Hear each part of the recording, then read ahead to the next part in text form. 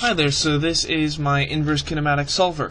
Starting off, we have a helix pattern that is going to be traced with the solving arm. This is using a damp least squares method, which is, with what I found, the smoothest solver, even though it is a little bit on the slow side. So as we rotate around, we can see that the arm is tracking the ball. It's moving slightly behind, because the ball is moving faster than the arm is solving. But it will trace this helix pattern all the way up.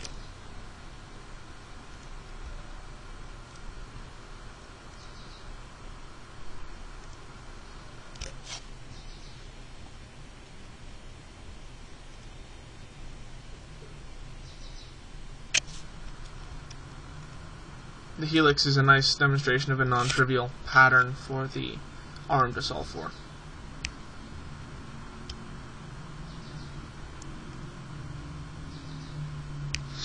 Now we get into an out-of-reach circle. The arm will demonstrate its stability under these conditions. The damp least squares method of solving, which is currently being shown, is by far the most stable. Singular value decomposition and using the Penrose pseudo-inverse give unstable results that would have to be accounted for otherwise. But since damp least squares work so well, that's the default.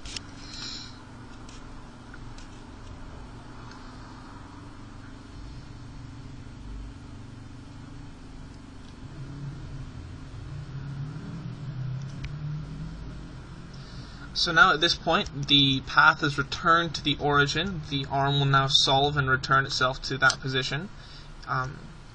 And then once that happens, the program will give the user control of the arm, which we can then manipulate using the arrow keys and enter and another button to move the target up and down.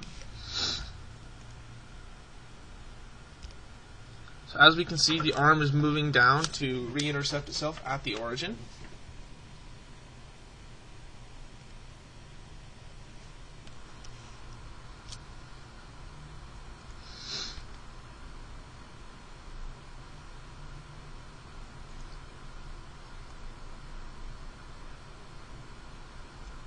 And the target has turned green. It has been reached with a very small epsilon.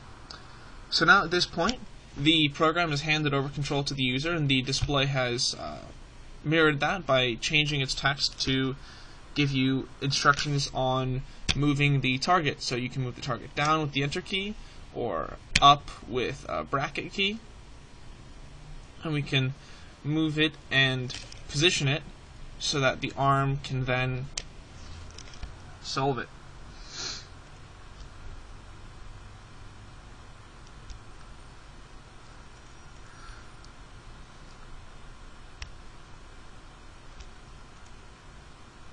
So now, having solved that with damp least squares, we can hit W and now solve it with singular value decomposition for a pseudo-inverse.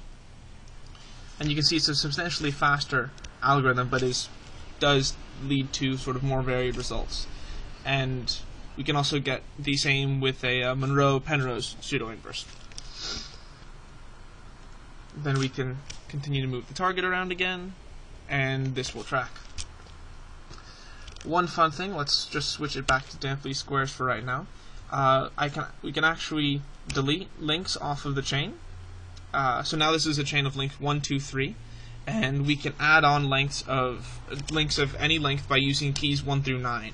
So here I added length 6, and then 3, then 1, and now the program will reevaluate given this new chain, and will resolve to put the effector at the target position.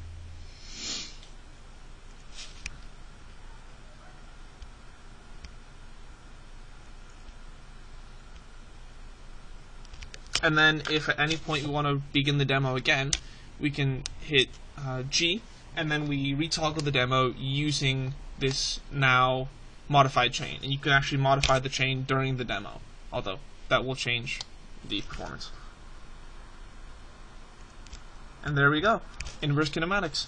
Thank you very much.